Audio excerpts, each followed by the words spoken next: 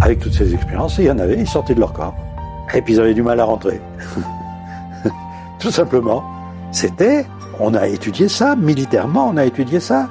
C'était le corps énergétique qui sortait du corps physique. Et le corps physique, boum, il était flasque. Les premières expériences le mettaient en évidence, c'est la centrifugeuse pour les pilotes. Vous savez que les Américains avaient inventé dans les années 40 des centrifugeuses pour faire tourner les gens à toute vitesse, pour voir ceux qui résistaient à l'arrêt brutal. Car à l'époque, on parlait d'un voile noir qui empêchait les pilotes, dans les avions à réaction, de diriger leur avion. Et on s'est aperçu d'une chose, avec toutes ces expériences, il y en avait, ils sortaient de leur corps. Tout simplement. Ils avaient des mots de tête, des choses comme ça, des monzes. Alors ceux-là, évidemment, on les prenait pas en tant que pilotes, puisqu'ils avaient des phénomènes bizarres. Et c'est là où, justement, vous avez le fameux corps énergétique dont on ne voulait pas parler du tout.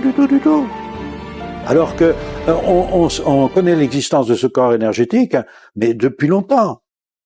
Les physiciens quantiques le disent bien, c'est qu'au départ, on a commencé à s'intéresser à la matière. Et puis on s'est aperçu qu'il y avait des choses qu'on comprenait pas très bien, donc on a commencé à creuser, et on s'est aperçu ils sont tombés sur l'énergie. L'énergie va se concentrer, va former des particules, les particules vont s'associer pour former des atomes, puis des protéines, puis des cellules, puis des êtres humains. Mais aussi, quand on a commencé à voir que l'énergie et la matière, c'était la même chose, en fin de compte, c'était deux aspects différents du même élément, un peu comme peut être la vapeur et l'eau, eh bien, à ce moment-là, on s'est aperçu que pour diriger tout ça, il fallait une information.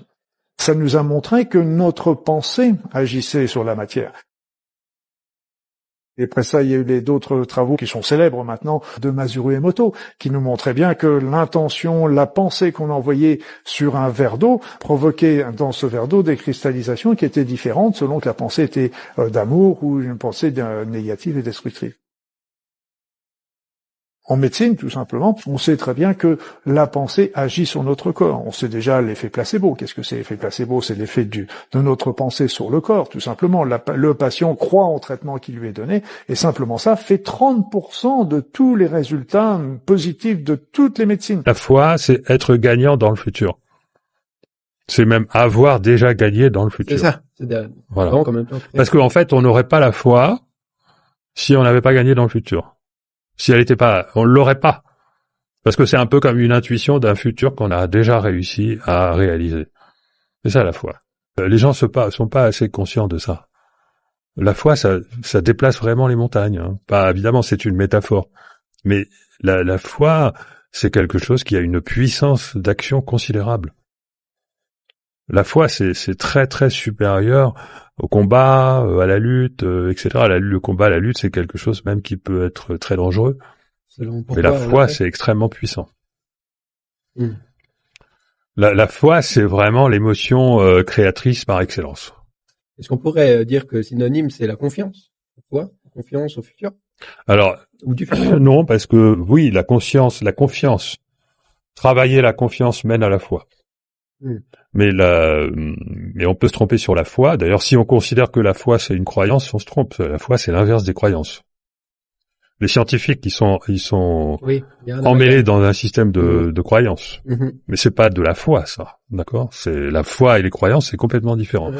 Les croyances, c'est le mental. La foi, c'est l'émotionnel. Mais la foi, c'est l'émotionnel supérieur. Les personnes qui méditent tous les jours ont un cerveau et même des cellules qui vieillissent différemment. Les neurosciences montrent que la méditation modifie la structure du cerveau. Le cortex préfrontal, qui contrôle l'attention et les décisions, devient plus épais. L'amygdale, qui déclenche la peur et l'anxiété, réduit son activité. Et l'hippocampe, lié à la mémoire et aux émotions, gagne en connectivité. La méditation protège aussi les télomères, ces petites structures au bout de l'ADN qui ralentissent le vieillissement cellulaire. Et ce n'est pas tout. Pendant la méditation, ton cerveau change de fréquence.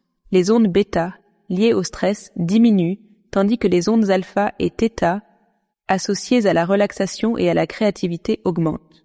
Des études montrent que 10 à 15 minutes par jour suffisent à réduire le cortisol, l'hormone du stress.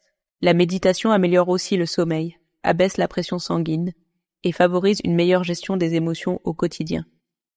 En réalité, la méditation n'est pas seulement une technique de détente.